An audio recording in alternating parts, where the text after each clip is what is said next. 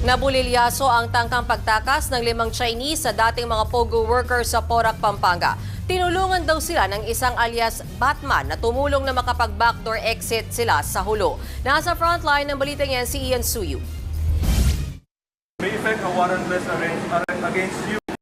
So you have the right to remain silent.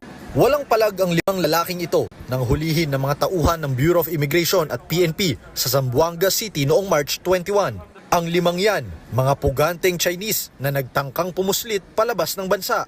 Sakay ng bangka, magba-backdoor exit sana sila sa Jolo, Sulu. Pero pagdating sa Languyan, Tawi-Tawi, nasira ang bangkang sinasakyan nila sa gitna ng dagat. Dito na sila nirespondehan ng mga pulis. Instead of facing the deportation cases against them, mukhang ang ginawa nila is they attempted to depart illegally sa backdoor para hindi sila maibalik doon sa bansa ang kanilang pinanggalingan.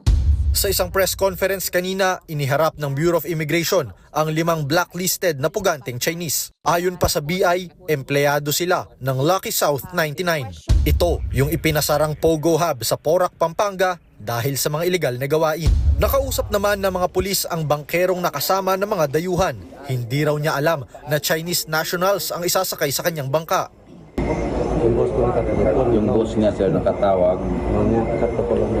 punta ka daw ng hulo, may tao daw doon.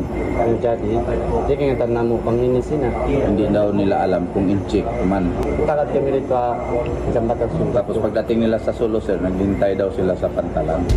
Ayon pa sa bangkero, isang alias Batman ang nag-utos sa kanyang isakay ang mga Chinese. Base naman sa investigasyon ng immigration, si Batman ang nagsilbing transporter o middleman na nagsasaayos ng pagtakas ng mga dayuhan sa halagang 25,000 pesos. Inaalam na rin ang posibleng koneksyon ni alias Batman sa naunang nahuling transporter na si alias Fiona, nasangkot naman sa illegal na deployment ng mga Pinoy sa scam hub sa Myanmar. Dinala na sa Camp Bagong Diwa ang 5 puganteng Chinese habang tinutukoy pa ang pagkakakilanlan ni alias Batman.